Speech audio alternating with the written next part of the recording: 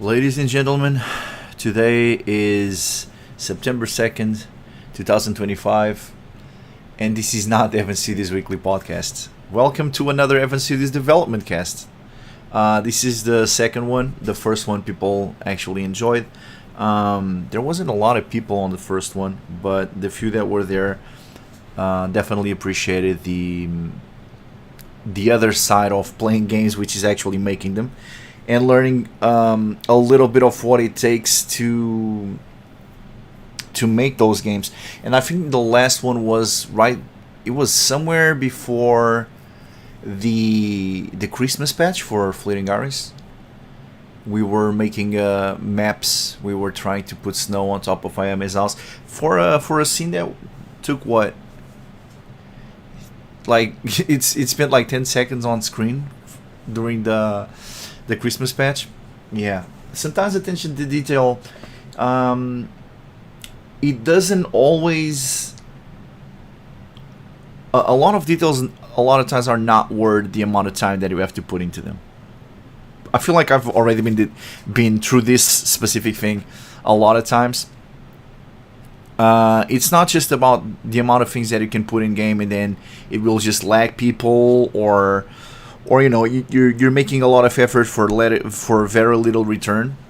There's things like the usually the thing that I bring up the most when it comes to this is the steps, is coding an entire game as a region where if you walk on wood you hear the clunk clunk clunk of wood, if you walk on grass you hear the and doing that for all types of surface. It's something that looks really really cool, but first, after a while, it might become annoying, and second, it's a lot of work for the amount of return that you get. Um, and oftentimes, like that, putting the snow on the roof, it was something that was on screen for like 10 seconds. If you're a little bit of a perfectionist, you're going to end up hurting yourself because you're going to be doing a lot of those, and people will not really appreciate them. But in general, as a dev, I try to give our touch, and I try to put a minimum of quality, a modicum of a modicum of quality on everything that we do, regardless if it is the maps, regardless if it is the soundtrack, regardless if it is the dialogues. Everything needs to have like a minimum of quality, and everything needs to have our little touch. We don't like to use default assets for that specific reason, because I want our games to be memorable, and I want the experience to be immersive. And if you're listening to the same music that you listen to in every other game, seeing the assets that you see everywhere else, well, that kind of goes out the window. So in development cast, I kind of usually most of the times try to show you guys what we are seeing. So let's do that, and let's start by adding Photoshop to the screen and kind of show you guys what we are adding right now, or what I'm trying to do, or have been trying to do for a long time. Let me just find Photoshop here on the list, which for whatever reason is not showing up. Here we go. A little too big. I need to figure out what you guys can see on the screen. So last thing that I was doing the after class. I was doing the time passes. I need to do a few more for Isaac. He asked me to do a time pass. What was it? Give me a second. Let me just figure out what I actually need to do. I'm gonna have to do all of them, but he asked me to do one for after work. So basically, all of these that I already have, plus another one for after work. We're gonna leave this for later because it's this boring work, but the background, or the most important part. Let me just adjust this just a little bit. The background is done, which is the hardest part. We were working on different scenarios. We were working on like actually running in the school or whatever, and it's still up. The idea is still up to have a different background depending on where he is. So the concept, obviously, and the funny idea is that the character is late and is trying to run somewhere, and the chibi idea is just something that is going to meet the one where he's sleeping, the screen for the character, the sleeping chibi character that we have. Let me see if I can fetch that real quick for you guys to have an idea what I'm talking about. And we think that these scenarios are kind of funny. And considering that this is a slice of life, I feel like this type of can I do it like that? Of course not. I wish I could just grab something, drag it into OBS, and just be like, yeah, this is what I want you to show people. But unfortunately, it doesn't work like that. I need to actually go image and then go like this, and I'm almost there. Give me a second, guys. So this, which is obviously something that was drawn by the amazing Scarlet Ann, which is our day pass menu, or kind of like the loading, where a lot of the code happens behind this. We change characters from rooms, from maps. You know, there's a lot of things that happen while the time is passing. We tend to run a lot of scripts behind this idea. So the general idea was to do something similar for the time pass, and we came up with that idea. We also have one where we have the character. This wasn't exactly what I was trying to get, but I will say that it's good enough. Let me just save this here. And obviously we're still working with this idea, but we might actually just add it eventually, which is kind of like a character swing on the clock or whatever. And I feel like this works in a type of game that is like a slice of life. Can I do this?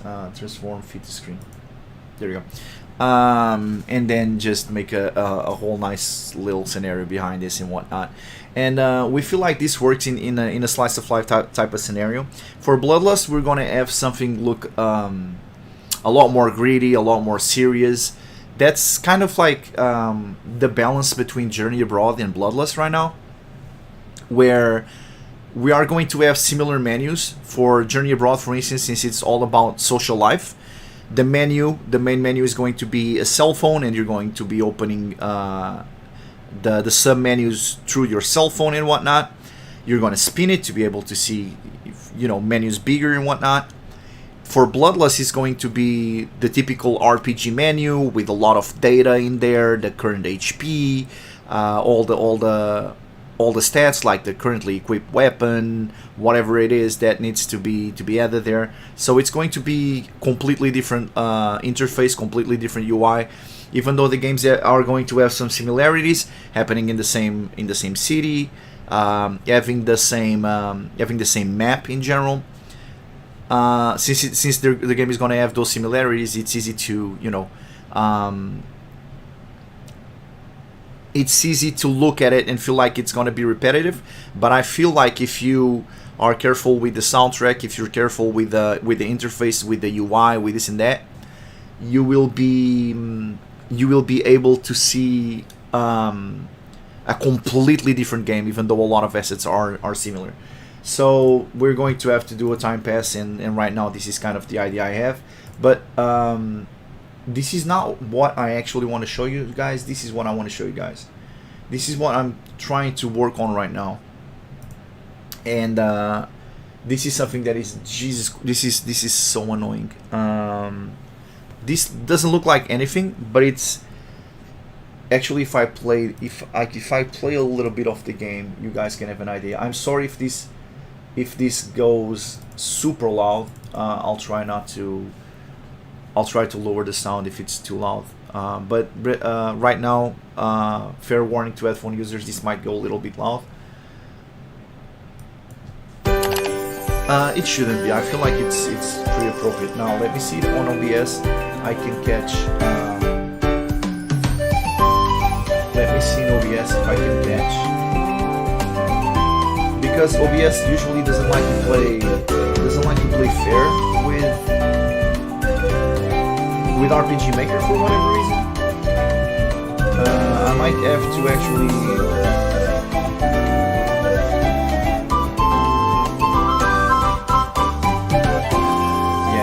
was already expecting this. Okay. So in case when this happens, I just have to do this. I'm just going to capture the whole screen.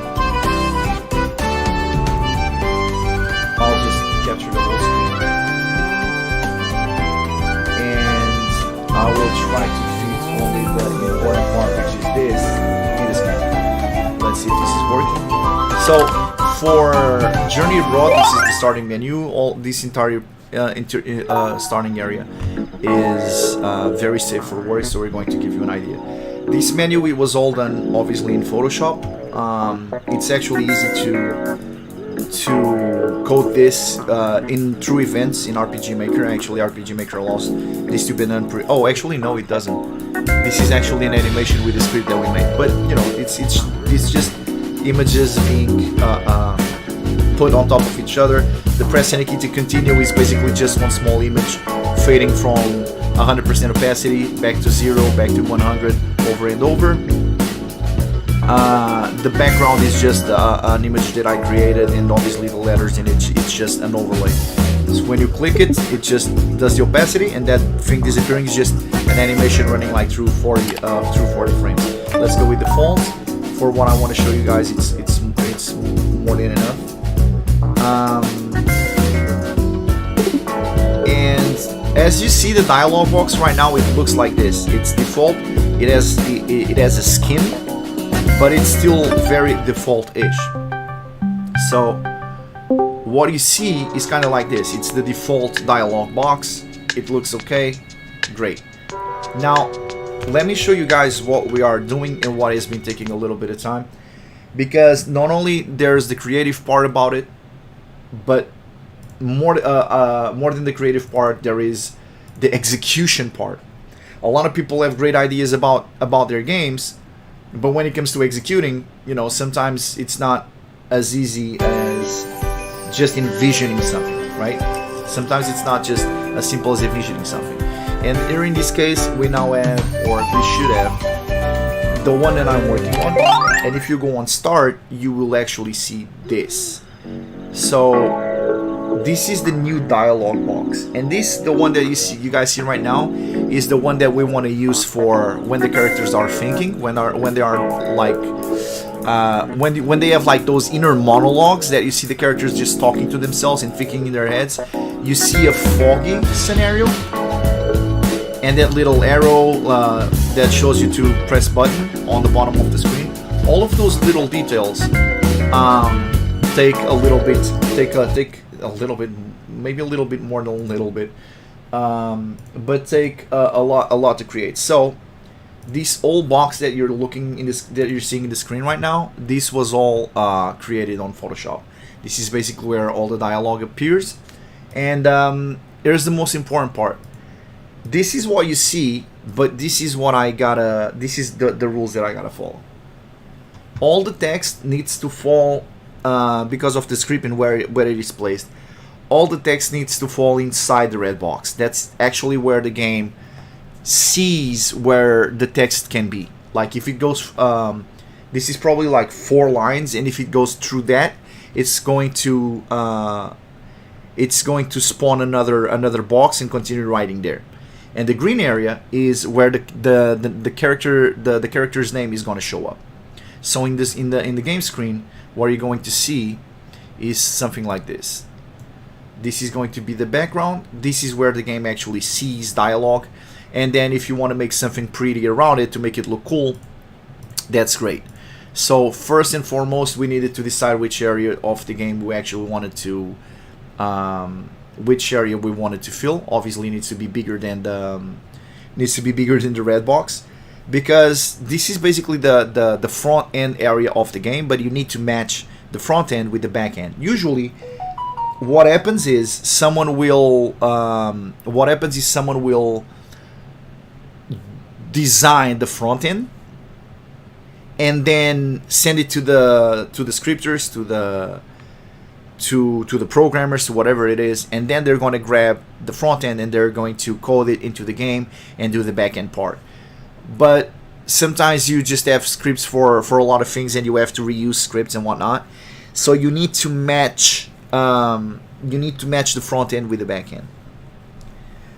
For instance, let me give you another example.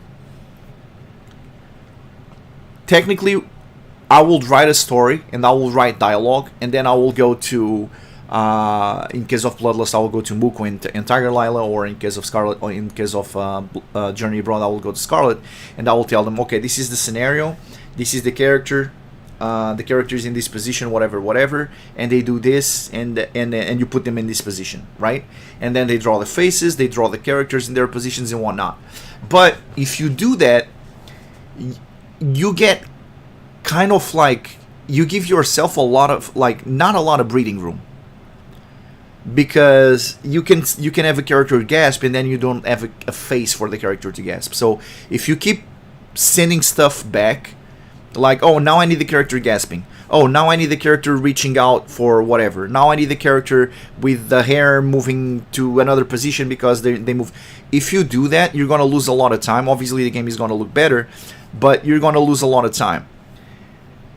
The best way to develop is to actually have teams work in unison, and not have just someone work before someone else.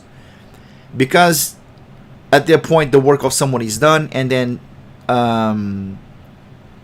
when the other person goes to work, there's not a lot of breathing room in there, is what I'm trying to say. So what I usually do is, I envision an entire scene, for instance, in my head.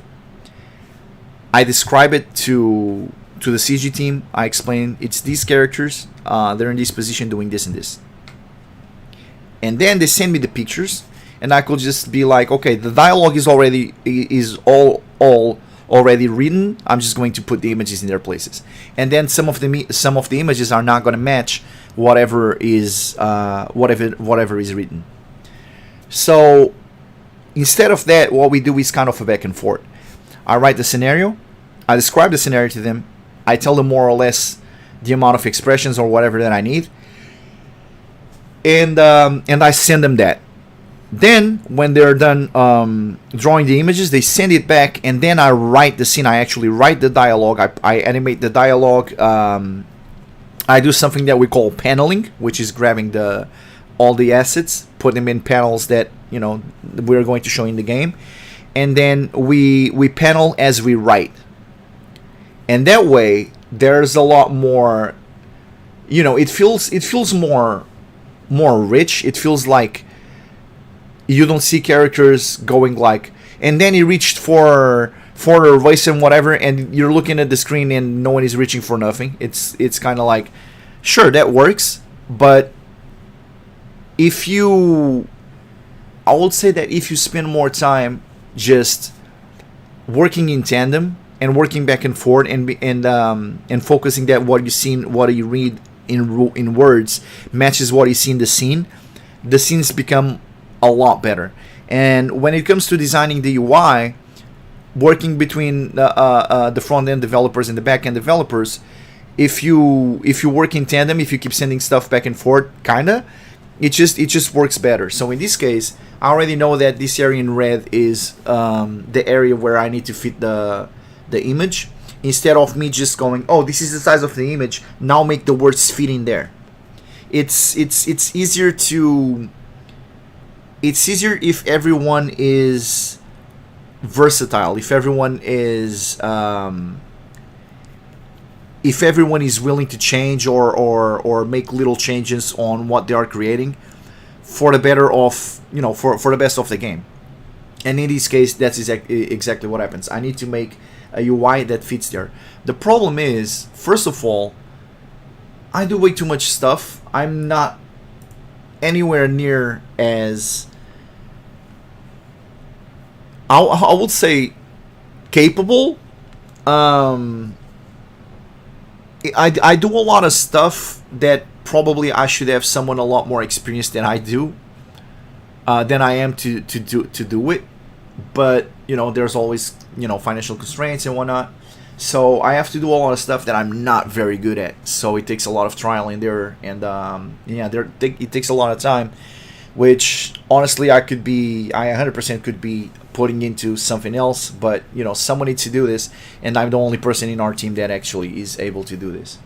So even if slow or even if not amazing,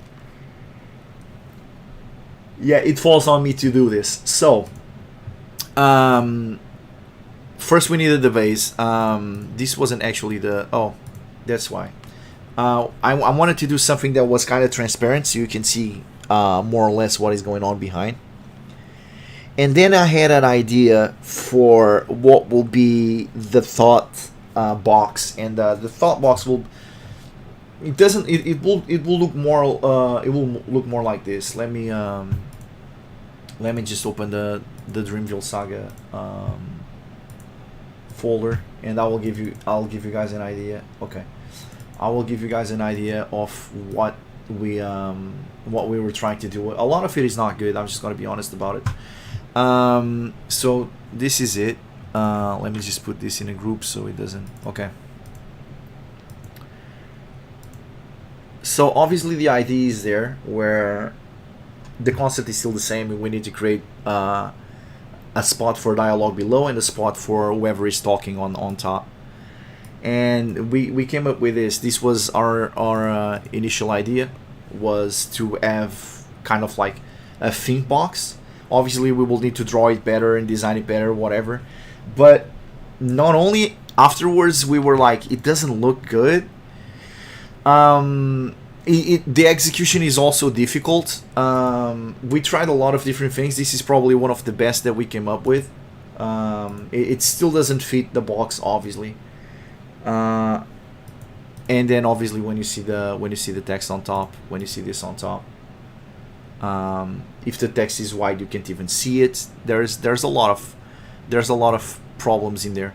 Whereas if you have this, well, this was our first box, the one that we wanted to write, but yeah, you can see where the problem is, because this kept moving, and yeah, it will the text will go outside of the box. Same thing here, and obviously there's a lot of trial in there, and there's a lot of time spent on things that... This was like the reminiscing box. It will look something like this. And obviously there's a lot of trial in there, and especially if you're not good, like I am not, a lot of garbage is going to show up on the screen. A lot of garbage is going to show up on the screen. So the best thing that I personally was able to come up with was this box, and this box fits exactly like that. And you can add like a fog. And there you go. Now you have the thinking box. Now, when you look at it like this, it doesn't look very good. But if you put the overlays on top of overlays, you will see this. First of all, we're gonna add a little bit of light. I add a little bit of lightness. This is not something that is too hard to do. You just select the box, and then you drop a sort of like a gradient on top of it. There's many ways to do this. And there's many colors that we could come up with, like this. We could try to give it a little red. Obviously, it's going to depend on the theme of the game, kind of what we want to do. See, if I was doing an horror game, probably something like this. But yeah, this is pretty much part of working on like front end and whatnot. And then I noticed that the screen was like too dark, so we added a little blue, and then obviously it needs kind of like a contour for the box, and we are still trying to decide the color. Right now it's this one. In the future we might change it. For instance, this is also something that I can easily switch to something else, depending kind of like the themes and the colors that the game is going to take. We're going to switch it for something else. We want something to look good, but we also want something to look kind of like lighthearted, because the game is, the type of game it is. It's supposed to be a feel-good type of game that you just play at the end of the day and have a good time. So there's many ways to do this box, and there's many designs that we can do. Right now I'm having an issue. My actual problem is this. We're trying to make a name box, something like this, for the name, where the name actually goes. But the problem is, because of Photoshop, and I know this is a Photoshop problem, this is heavily pixelated. This is lightly pixelated, and if you see it with the right size, obviously anything that you increase enough is going to look pixelated. But here it's like barely any, and you can barely see that it's pixelated. It feels like it's actually a straight line. It actually looks good. But this even small looks like looks incredibly pixelated. Even if I lower it, even then you can tell it's pixelated. So this is the issue that I'm having right now, and I'm trying to make a box that is actually going to look good on Journey Abroad. Because once I do that, it's exactly like I said. If Journey Abroad has like a blue, greenish, whatever team, let's say that I get rid of that. Imagine that for Bloodlust, I want to use something like more. Imagine that we want to use something like more tech, right? More greedy, more. So we can go with like darker colors in here or something like this. Like imagine something like this to have like a more cyberpunkish type of look. This base can be, I don't know. We can even change the color like this. We can try different colors. Obviously, what am I changing right now? Man, I can barely tell that after all this. After the light, after all this, I can barely tell. But imagine that we want to add something. Let me see. Imagine that we want to add like a grittier tone, something like this. And then we're trying to make it like a little tech.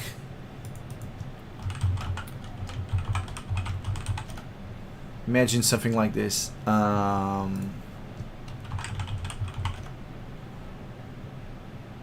this is a great idea. Imagine something like this that we want to do, like this. And this is just the why making this right now is actually important. We can go and pass this inside. What? That's not what I meant to do. It's passed into, right? Exactly. Let's increase this a little bit. Make sure it fills this whole thing. Maybe something like this. And then instead of this, we're going to make it like 20% or something like that. See, now it looks a little bit more tech. So there's all of these changes that we can do, and there you go. And imagine that to finalize, we go with a different color, something that looks a little more cyberpunk-ish. And there you go. Basically, the work that we went for.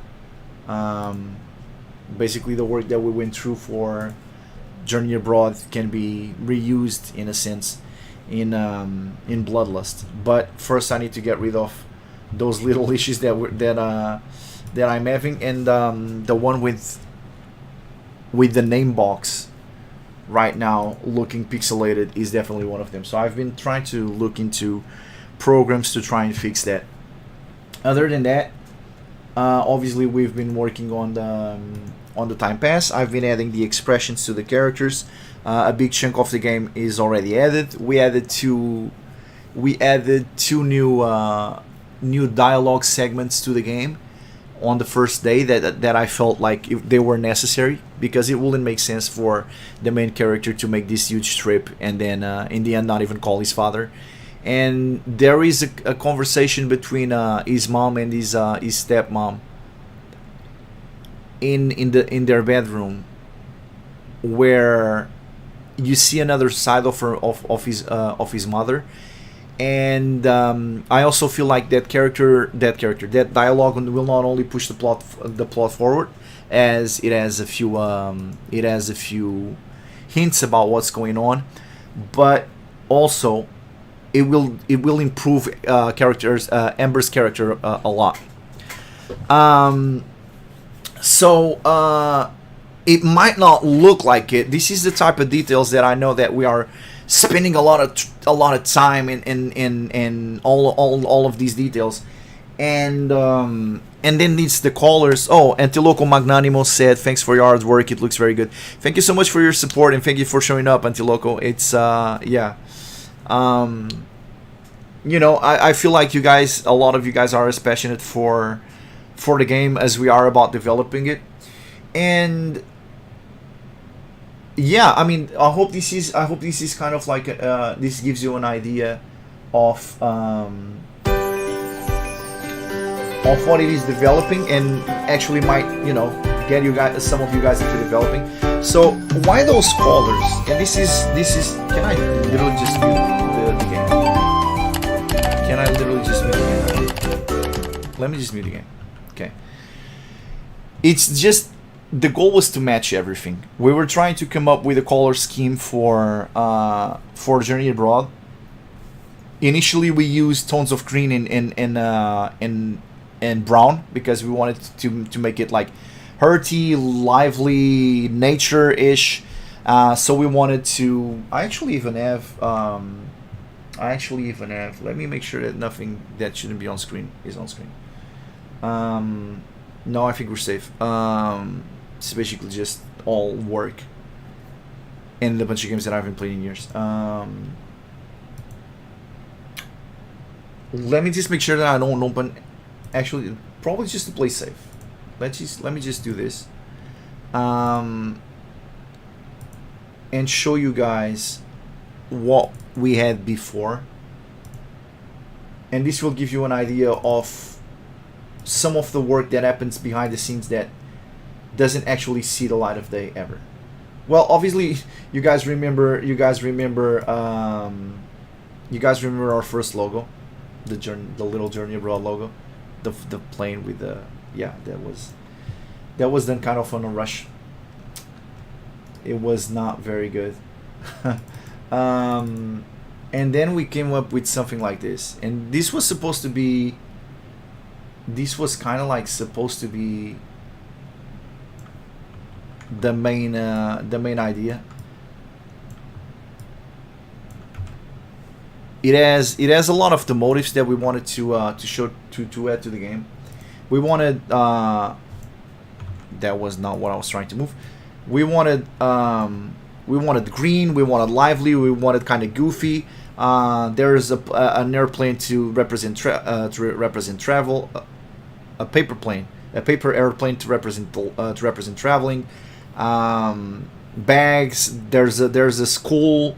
And we were trying to fit all these ideas. And obviously, if this was the case, hey, if you do this when you do the game, when you do this, obviously all these colors that you can see, all these purples, that was not what I was trying to do. All these purples and whatever will be that type of green and blue. Just to match,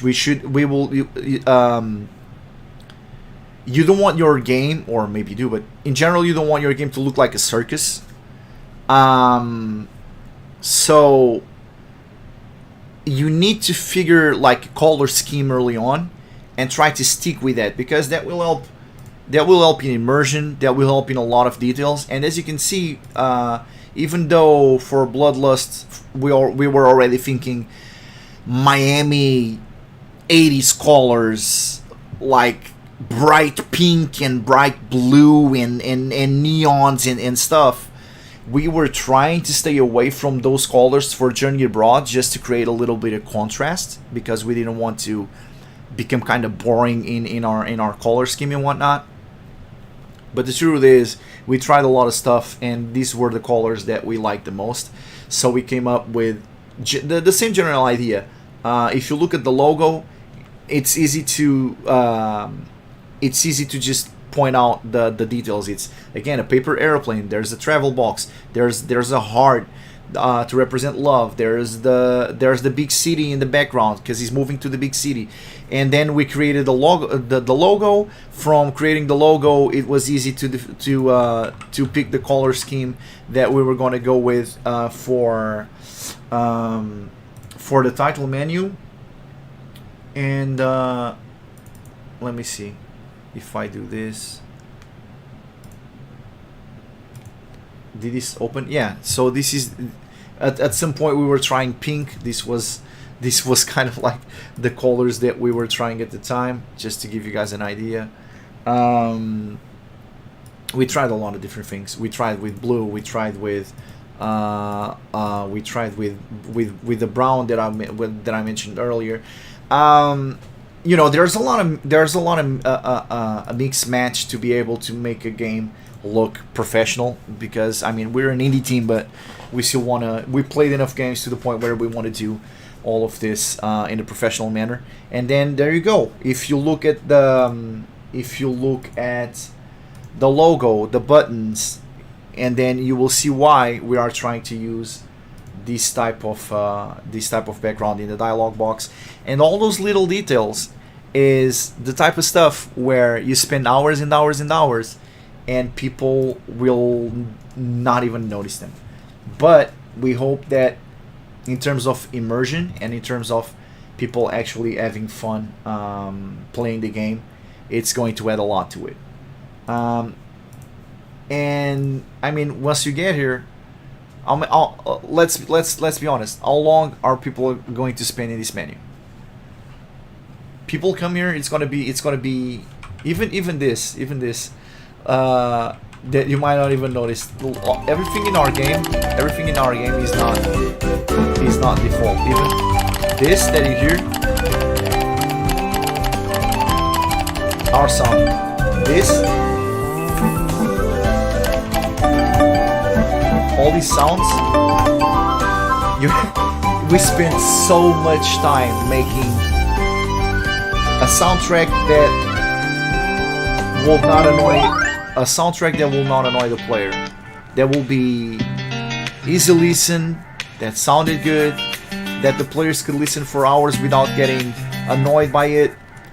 Colors that weren't, too bright or just that will be annoying after a while. There's a lot of thought that goes into these things, and in general, people might not even notice the details, like the ability for you to see the character behind certain places like this. This required a huge script, and the script had to be changed like 3 or 4 times. Right now this is not very important, but later down the road, like when he's hiding behind like a closet or whatever, and he's doing stuff in the back, it's going to bring a lot of immersion to the scenes. So yeah, there's a lot of these small details that people won't pay a lot of attention to. There's a lot of these small details that people won't even notice most of the time. But I personally enjoy trying to make the game good in every single aspect. Right now, I feel like Journey Abroad is in a great place. I feel like at the end of the week, once you guys have the nice chat, the nice chat bubbles, and all the faces in place, and all the songs in place, and everything running as it should be, I feel like the game is going to be amazing. Obviously, the only thing that is missing that we wanted to show in early stages, and it will be great to release in the demo, will be the cell phone menu. But that takes a lot of time, not only in front end but back end as well. There's stuff that I can draw in 5 minutes, and then the scripters or the programmers can take days to animate or to make it work. Actually making this menu is something that is going to take a fair amount of work on every regard. But Friday, I feel like we are going to have probably something that is already worth spreading around and being like, this is where this game is going. Obviously, we spent a lot of time on the way to what we have now. All of this took a crazy amount of work. All of this took many hours of development. All the details, from the maps to the soundtrack, to all the little menus that you see, even the little stupid animation. Like, just to give you guys an idea, let me pull this to the side to make sure that none of this is NSFW, but I don't think it is. Or spoilers, because we also don't want to do that. Give me a second. I just want to find that dumbass menu.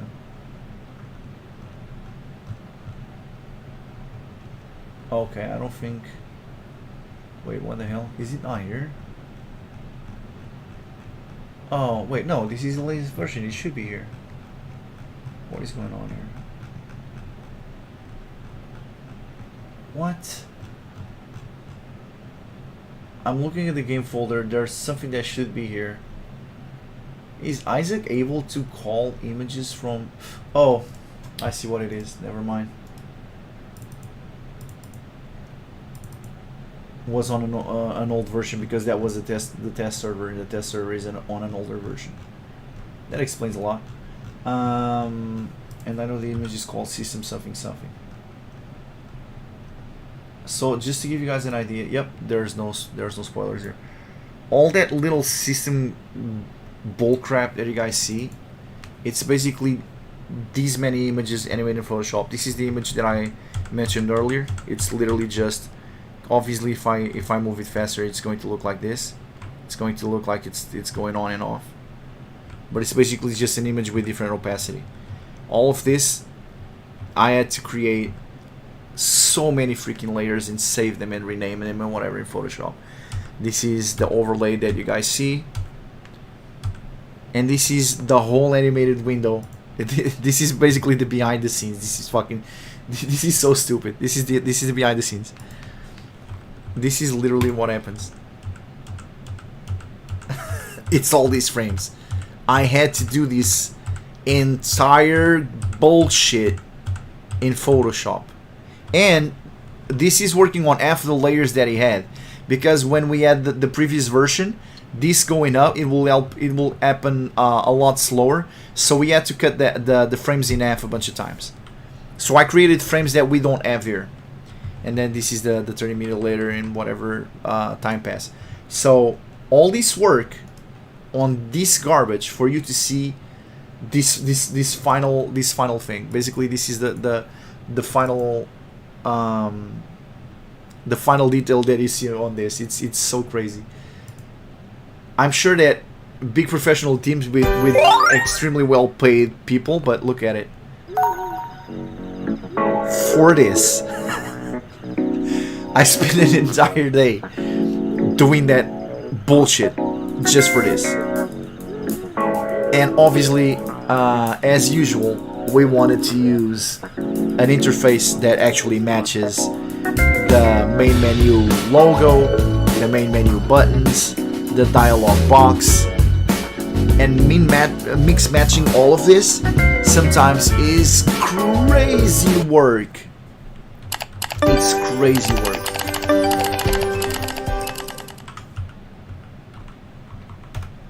All of this just for you to hear a little.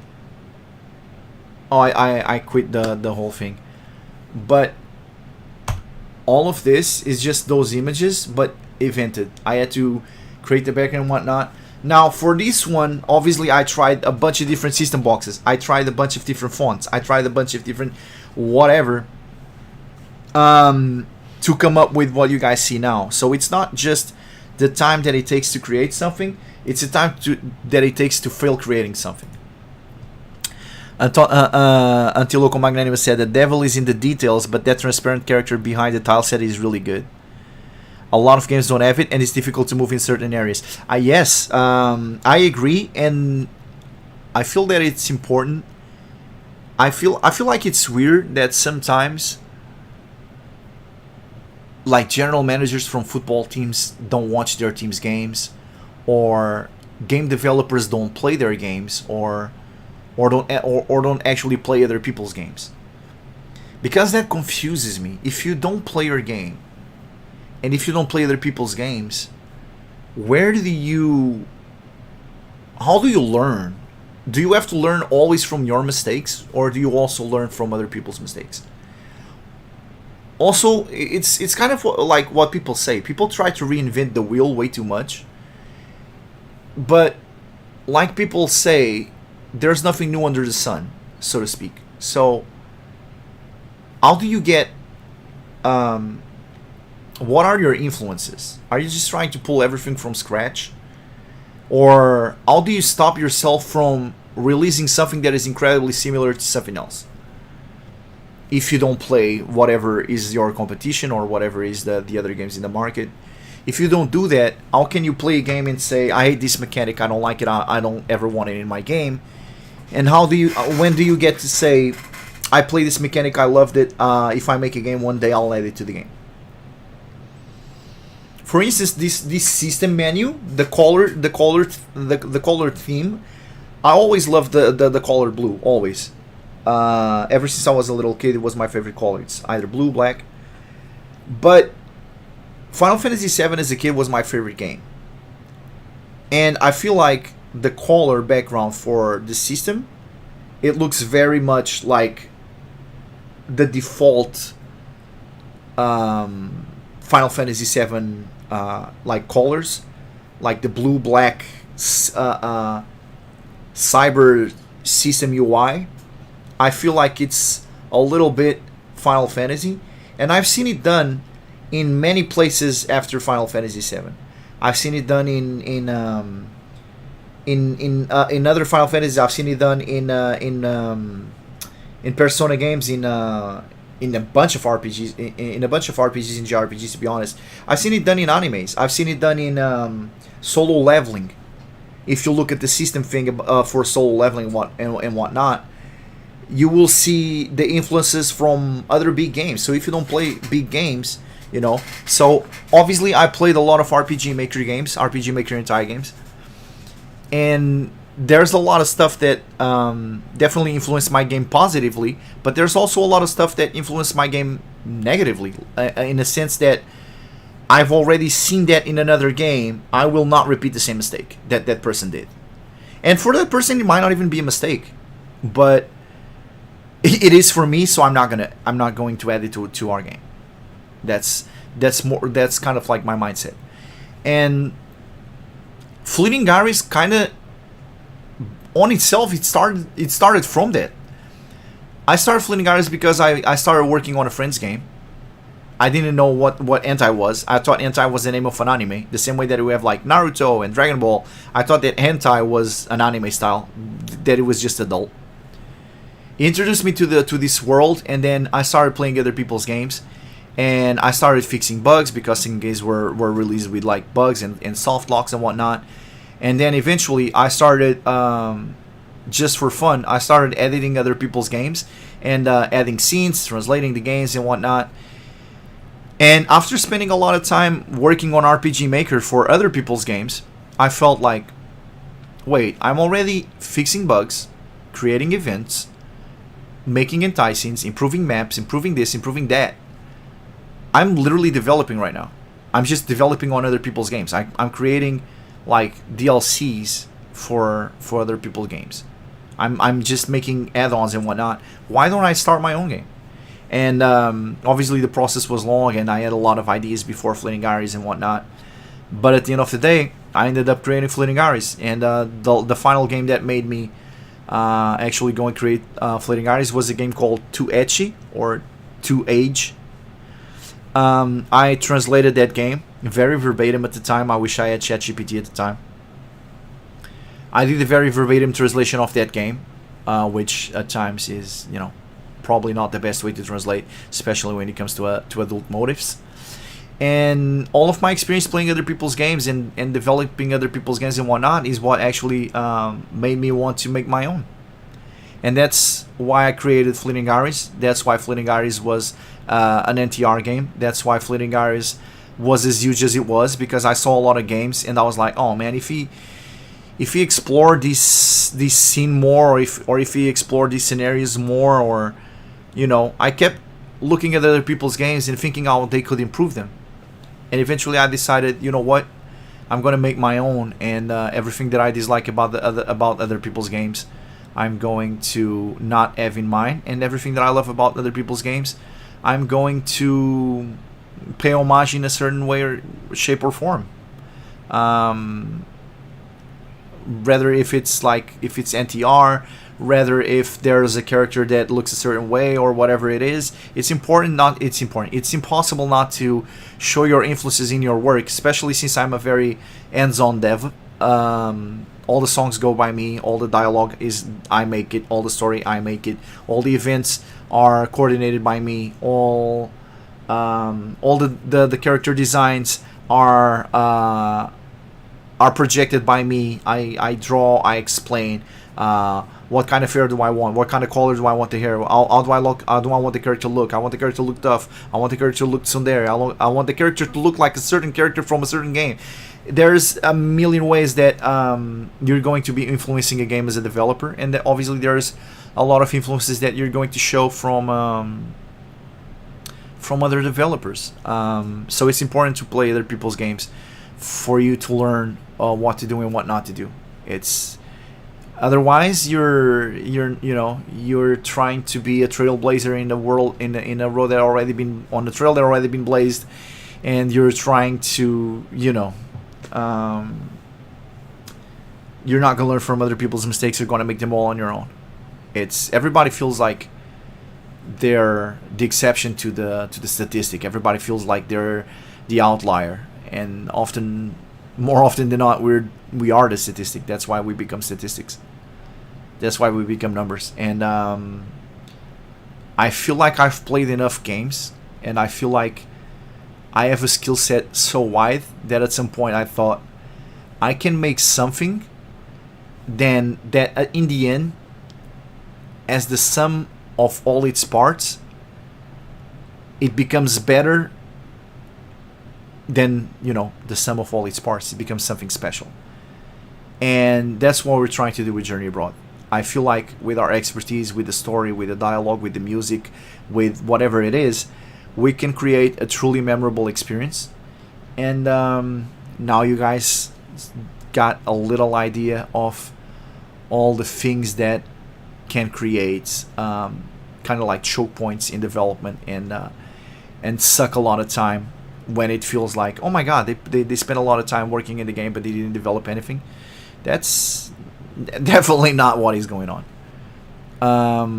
But luckily lately we have been able to release patches every week, so you guys have been able to see our work. So we're going to try to continue doing the same thing going in the future. We already released a patch yesterday, and we want to release another patch on Friday, and we'll see how active we will be able to be. And today I felt like it will be nice to introduce you guys to what it is developing. And if you guys enjoy it, well, maybe I can do a few more of these in the future, and it will help me practice my English and probably say a lot less, and have a lot more fluid speech, and be able to maybe motivate you guys into either appreciating giving you guys the option to appreciate the games more, because you will be paying attention to details that you wouldn't earlier, and maybe motivate you guys to actually create your own game, or be more judgmental of games, be able to appreciate where the details are, be able to see a term of comparison in games where, oh, I thought this game was good but this is actually bad, or damn, I barely even looked at this and now I look at it and I see the amount of work and the amount of detail and the amount of passion that went behind it. We might be in the last truly creative generation of mankind, in a sense that we are very hands-on on what we do. A lot of what we do is very basic work. It's done from the ground up. Every little detail is done by us. Very, very soon you will be able to shove a prompt into some AI and go like, hey, create a menu that looks like this, create a character that looks like this, put them in this whatever position, make a song that goes like dum, dum, dum, dum, dum, dum, dum, dum, dum, and make it look like lo-fi or whatever. You will be able to give very low instructions and AI will do everything. I honestly hope that doesn't steal humans out of creativity, out of agency, and doesn't turn us into something more lazy and less I don't want to say ambitious. I want to say so passionate about the details in the human flaws, because that's what makes us unique, and that's what makes actually games unique. Sometimes it's bugs, sometimes it's something that doesn't look perfect, sometimes it's those idiosyncrasies that make whatever we do special. I don't know. I love where we are now. I love where we were in the past. I was born in the 80s, so I love the 80s, I love the 90s. I don't love where we're going, but right now we're still able to do a lot of creative work. Right now we're still able to put a lot of passion into what we create. And I think the time is now to do what I think it will be probably the best work out of my life. And obviously I need you guys to do that, so I hope to have you guys around for a long time. I hope you guys enjoyed this development cast. I hope you guys are around for many more in the future. We'll see. Right now I'm gonna go shove my head back in the computer and probably program those time passes that Isaac asked, and maybe come up with an idea. Maybe come up with an idea to create that freaking pixelated name box that is driving me insane. Probably I'm gonna have to use something other than Photoshop. It's these little things that you spend a lot of time. It became frustrating, but in the end, I know it's gonna be worth it. In the end, I know it's gonna be worth it. I hope you guys enjoyed. Antiloco Magnanimo, thank you so much for keeping me company in the chat. I also think that in a way machines will never surpass humans, but I'm also afraid that humans will become machines. Luckily, I don't think I will be here to see that. I love being a human, especially with all our flaws. I miss times where we were more human, even with more flaws, but I feel like we were more honest, and everything was more beautiful because of it. I'll see you guys tomorrow probably with a typical What We're Doing podcast. Thank you so much for watching. I'll see you guys then. Peace out.